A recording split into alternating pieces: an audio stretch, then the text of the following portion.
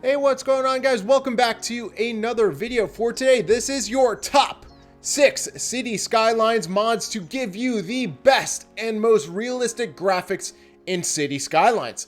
Let's get started. So the very first thing I want to show you is not even a mod, but I want you to go into your options. So the very first thing you need to do is at the very bottom of the screen, you're going to see quality settings. Make sure that all of them are at the highest level possible. So you can see I have a 3070, well, you can't see it, but I have a 3070 Ti graphics card and a 56X processor. So my game can run all the settings at the highest settings possible. So guys, that is my very first thing. I know that is not a mod, but run your game as high quality as possible in the general settings and make sure your resolution is as high as possible. As you can see, that is my settings right now. So now let's get into the mods. Let's get started. So for mod number 6, we are going to hit that F10 button, and at the top left of the screen, you are going to see dynamic resolution. What is amazing about dynamic resolution is if you only have a 1080p monitor or less, I don't know if that exists anymore, but you can actually increase the internal graphics of your City Skylines game to as high and low as you want. So right now my graphics settings are at 200%, as you can see on the top left of my screen. And honestly, like, it depends on your PC. You might have to run it at 100%. Just make sure you're being very careful with this mod because you do not want your game to crash. But again, if you want 4K graphics or above, using dynamic resolution is a great way to start getting better graphics in City Skylines. Let's keep going. So for mod number 5, we are going to go into our options and we are going to check out the ultimate level of detail mod. This mod is actually one of the older mods on the City Skylines Steam Workshop, but what this does, what the ultimate level of detail mod does is when your game renders, and it basically gives the command on when should a tree render, when should a prop render, when should buildings load.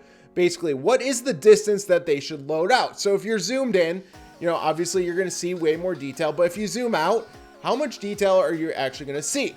So the disclaimer on this mod is, again, you have to have a halfway decent PC. So you can see the tree load distance. I have mine at 1,000 and the game default is 425.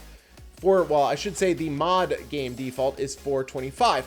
So again, you can copy down my settings. I think these are by far the best and they give me the best quality possible. But again, adjust them based on your PC. We do not want to crash your PC. So let's keep moving with another mod. So for our 4th graphics mod, what we're going to do is we're going to go back into options. Now, if you don't know this by now, all of your mods are honestly in this options area. You can see the full list of them to the left. So I guess that's not really a surprise. But our next mod is the Daylight Classic. So the normal City Skylines game gives off it just gives off an orange glow sometimes, and it's just ugly. So what we do to get rid of the orange glow is make sure, so if you click on this, you can see the blue is filled in, and that means we are currently using the classic stock LUTs. What we'll do is make sure that they are all turned off. So then this way, we can use other mods to control the LUT and control the lighting. And that will lead us into our very next mod. Now that we use Daylight Classic to get rid of those generic, just the generic glow of the stock LUTs and stuff like that, the next thing we're gonna do is we are going to go into Theme Mixer. So if we go to the left-hand side, you can see it. We have Theme Mixer and we have a bunch of different options.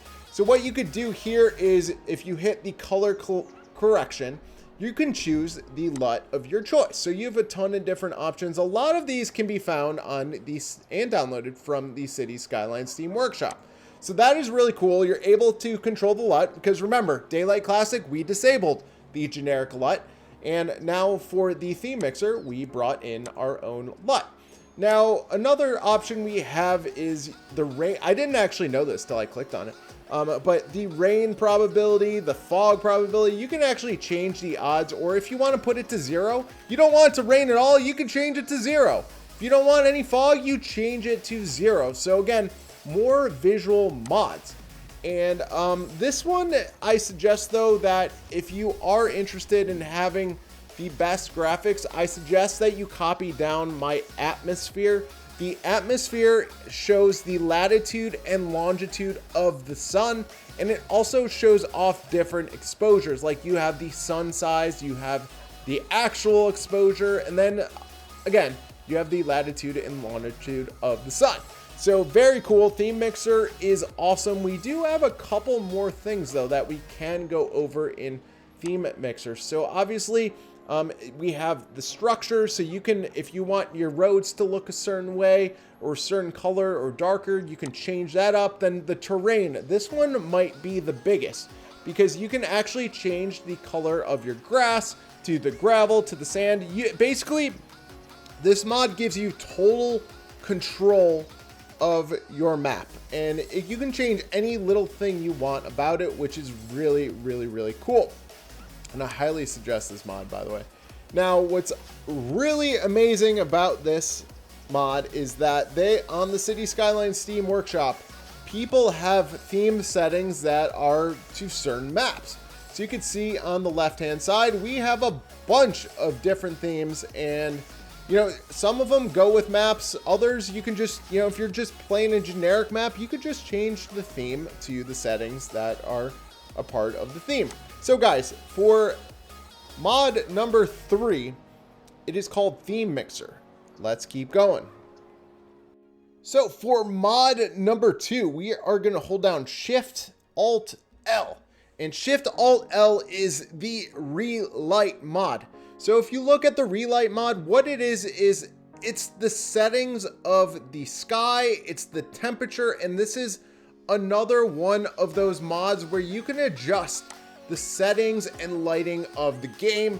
I highly suggest you make sure you copy these settings, because I would say that the lighting when you're either recording Cities Skylines for YouTube videos or just playing the game in general, lighting is very, very important, because that is what we're going to lead to our very final mod. But Relight is definitely one of my favorite mods. You can make sure you copy my settings. Again, it's the temperature of the map, it's the tint, it's the contrast, it's the brightness of the map. Essentially, this is how you get your city to just make sure the colors and everything look correct. So for my final mod for Cities Skylines best graphics, we are going to go with a much newer and updated mod. It is called Render It. So if you go to the bottom left, it actually looks like a dice. And what this mod does is a bunch of things. So this is kind of like Relight on steroids, or Relight that's just really hyped up on caffeine. So what a lot of Render It does is it's your lighting and your texture settings. And there is some post-process effects. So if I go into, you can see right now all of my lighting settings. So you can see where the shadow is, the shadow resolution, the stable fit, where the sun is. It's basically more lighting options for the entire map. Now, if we go into over here, now obviously I clicked on colors, but it's like, wait a second, we can't do it because you have another mod activated, which is completely okay. But if we go over to our textures, for example, you can see that I have different levels of filtering on, different level of map bias, and you can just see in general, we can edit these for pretty much everything in the map. So we have our general, we have our settings, we have networks, props, citizens, and stuff like that.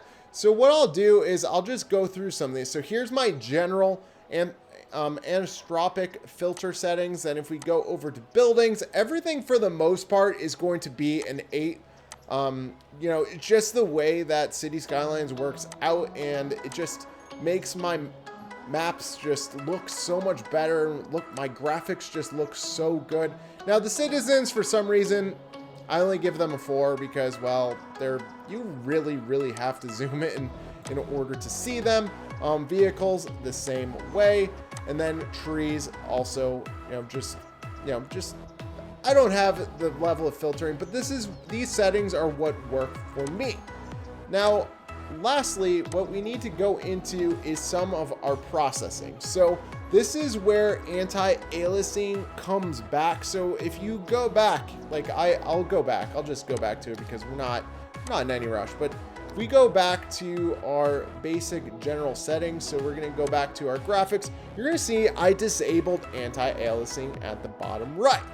So when we come back to render it, you can see that anti-aliasing is on again. And you can see a bunch of other things that I do have on right now. So just giving you a heads up, you know, this is the post-processing part. So basically post-processing is when the game has already been loaded and you're basically on your screen as it is. So guys, these are my top 6 graphics mods in Cities Skylines. What did you guys think? You know, some of these mods do change on a daily basis. Like right here, I had a bunch of trees here before and they disappeared. So sometimes when you're updating mods, your game gets a little funky. But please guys, leave a like and leave a comment in the comment section below. What do you guys think are the best mods for Cities Skylines? Thank you very much for watching. Have a great rest of your day.